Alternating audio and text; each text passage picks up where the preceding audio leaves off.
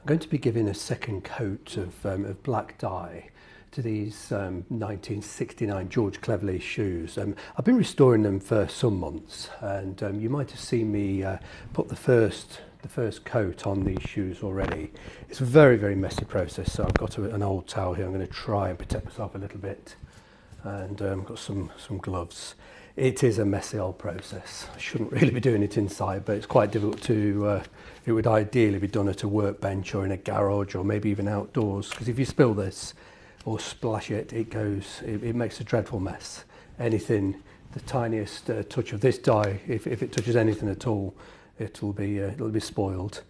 As I say to you, I've already given them one coat, and it was a light coat because I was running out of dye. I've got a completely fresh pot down here, and I'm actually going to use. Last time I used I used an artist brush, just a cheap brush, and worked into all the edges, worked right up to the edge of the stitching. It's easier to use. I've got it's like a piece of wool on a piece of wire. It's quite crude, but you get a lot of dye on this, and I'm going to really spread it around, put on a heavier coat. I'm also going to dye the sole. That was originally black, and so I'm just going to re-dye that. So they've got a pretty ghastly taupey. I'm not really a fan of taupeys, but to be fair, that taupey's probably been changed 3 or 4 times, and it's actually saved the original sole and welting. There's no way a shoe of this age with this amount of use would have survived with the original soles. So I'm putting this on, just keep talking, I'm putting it on quite wet, and the colour won't change, it'll just get deeper. And it's a fairly repetitive process, so I won't do the whole shoe, but that's actually quite wet, whereby if you watched the previous video, I was putting it on fairly sparingly, fairly dry.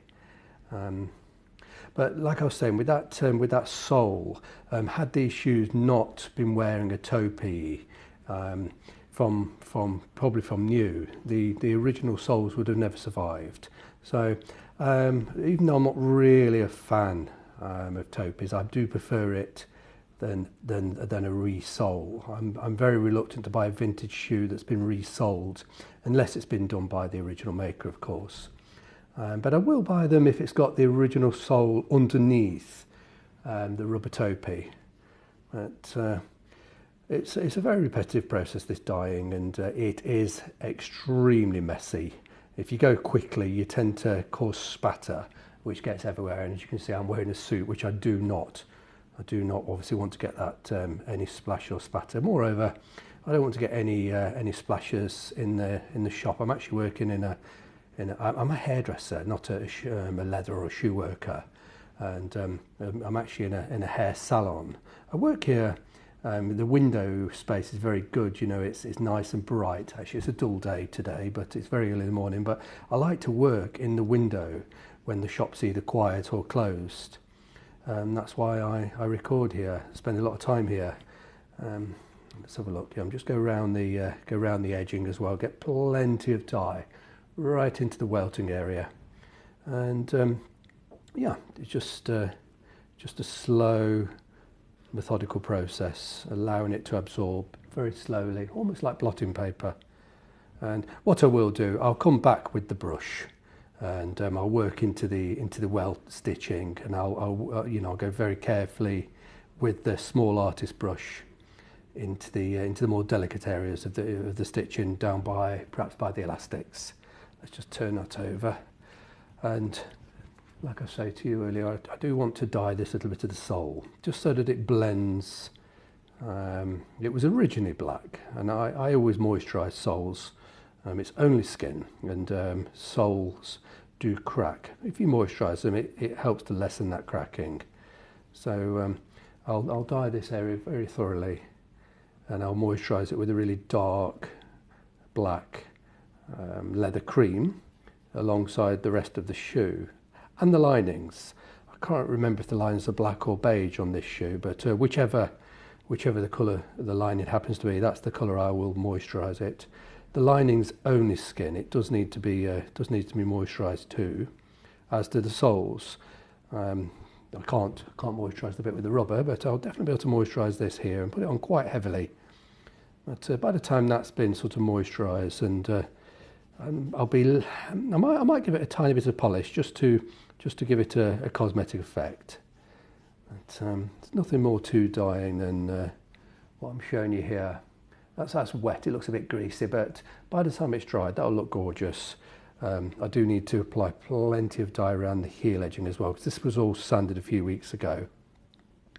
It's got a rather ridiculous rubber heel. That will be coming off.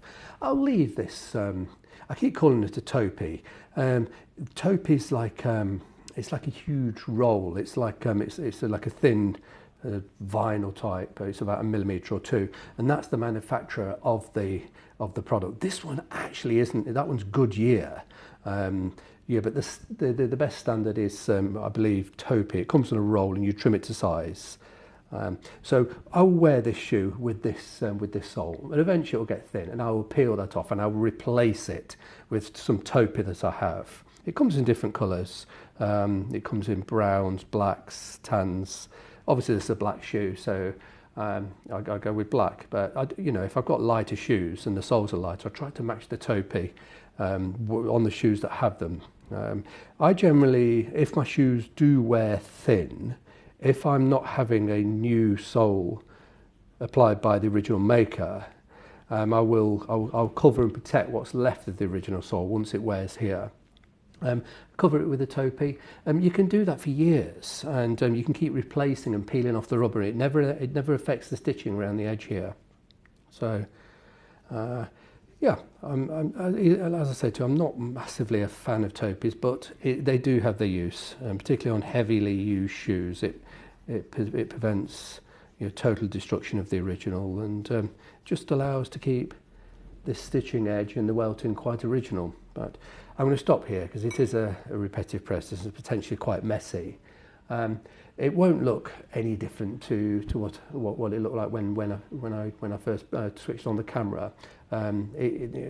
It'll be slightly deeper, but it was black already. I just want to ensure there's full coverage, deep coverage. I don't want to be relying in any way on the moisturiser or the polishes to try and build the colour afterwards. So off camera, in a more suitable location, I'll give that a much heavier dose of the dye. I'll allow it to dry, then we'll come to the moisturising process.